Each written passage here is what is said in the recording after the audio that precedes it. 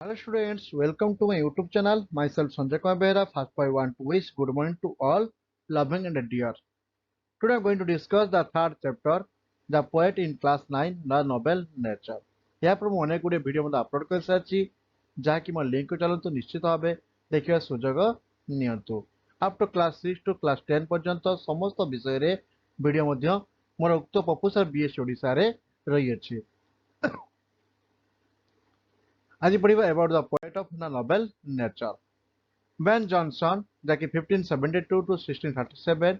was an English dramatist, poet and actor. A contemporary of William Shakespeare, he is the best known for his comedy of humor, with a ton of stare. Jonson's poetry, like his drama, is informed by his classical learning. He talks about the qualities that makes a man noble. तो Ben Jonson जे कि आपन को कहिबा 1872 जन्मग्रहण करथिले और 1630 में मृत्युवरण करथिले। से एकादा कौन थिले ना इंग्लिश रो ड्रामाटिस्ट थिले, पोएट थिले, एक्टर थिले। ड्रामाटिस्ट आपन कहिबा जाके आपनकर नाटककार, कवि और अभिनेता थिले। ए कंटेम्पोरारी ऑफ विलियम शेक्सपियर से थिले विलियम शेक्सपियर कर समसामयिक भाबे विद्वत्मक रचना जाके हम कहिबा कॉमेडी ऑफ ह्यूमर जा कहिबा में विद्वत्मक रचना बोली कहि परिबा बा हमें कहिबा कॉमेडी रचना कहि परिबा with a turn of stair. John's poetry जमे कहिबा जाकी हमरो जॉन्स का जो कविता बा ताको नाटक भई ताको सार्वजनिक शिक्षार सूचना देई थाए बा क्लासिकल लर्निंग रो सूचना देई थाए। एठारे से कहमे चाहू जदी बा नोवेल ऑफ नेचर से कविता ही मनुष्य को महत्व करुथुवा गुणावली विषय रे आलोचना का जाय अछि जाकी तार क्वालिटीज कहार ना मेन रो एठी आलोचना का जाय अच्छी। ठीक अच्छी चलतु आम प्रथम स्टांजा पढ़ा stanza number 1। It is not glowing like a tree in black doth make man better be old standing long a oak 300 year to fall a long at last dry blood and share. It is not glowing like a tree it means कौन ना human being eighty मनुष्य को कह जाउची it okay जदिओ मनुष्य गछ भली बढ़े नहीं in block doth make man better be एटी ब्लॉक अर्थ कौन कह विशाल एटी मनुष्य गछ भली विशाल भाव बढ़े नहीं सत ये डथ अर्थ डज अतएव जहाँकि आम पास्ट यूज कर जाए डथ को आम डज भाव व्यवहार कर मेक मैन बेटर बी यह जहाँकि मनुष्य को शिक्षा दे था मनुष्य को मनुष्य ताठू बहुत भल कार्य कर और स्टैंडिंग लॉन्ग ए ऑक अतएव सी एमती छिड़ा हुए ना ऑक पर ऑक मान कौन ना एक दीर्घजीवी आम गछ कथा कहवा जे कि 300 वर्ष बंचे to fall a long at last से बहुत लंबा हुए सत बहुत आम कहवा जहाँकि ऑक वृक्षटी माने बहुत बड़ हो जाए सत बट लॉन्ग एट लास्ट पर शेष से कौन हुए ना ड्राई हुए सुखिला ब्लड आप थंटा हो जाए शेयर हो जाए आपंकर शुष्क। तो यह प्रथम आम फास्ट अर्थ बुझा जे ऑक वृक्ष बड़ हो खूब विशाल हुए सत 300 वर्ष छिड़ा होइथिबा ए ऑक वृक्ष परिशेष पत्र विहीन होता है पत्र विहीन होता है कौन थे ना थुंटा होता है थुंटा हो जाता है आउ कौन हुए ना तले पड़ी माटी मिसी जाए मात्र मनुष्य स्वल्पकालीन बंचुले तार महत्व बल से निजक सरस और सुंदर करी गढ़ी तोली पारे ओके जहाँकि स्टांजा 1 रो आमे कहबा अनुवाद। एबे स्टांजा 2 को जिबा a lily of a day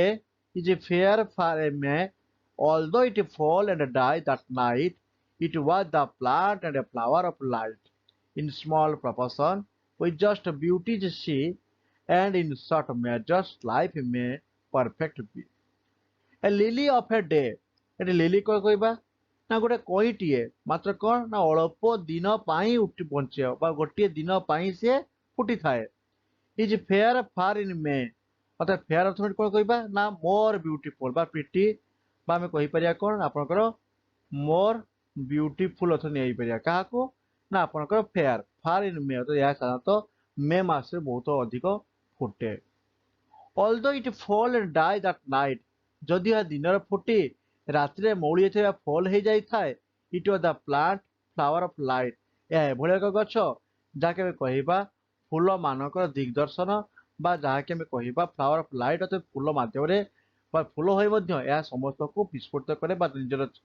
जो अल्प समय पाई फुटी मध्य से समस्त को निजर जो बासना बा निजर कलर बा निजर जो आमे कहिबा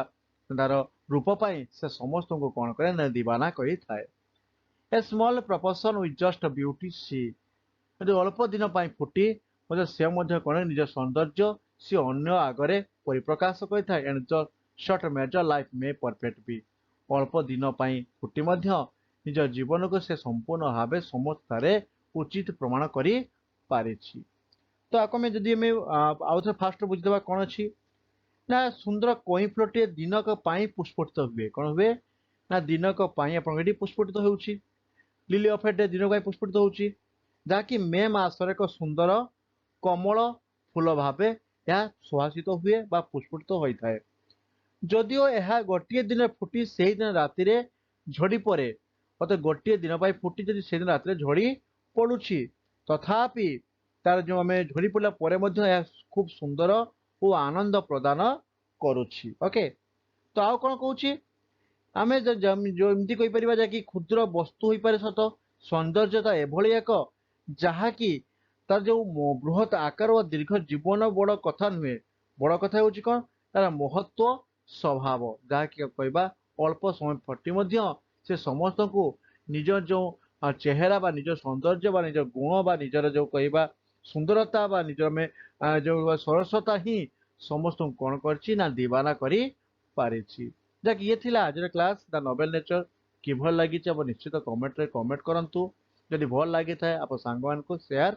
करंतु। Thanks you for your watching. जय जगन्नाथ जय जगन्नाथ जय जगन्नाथ।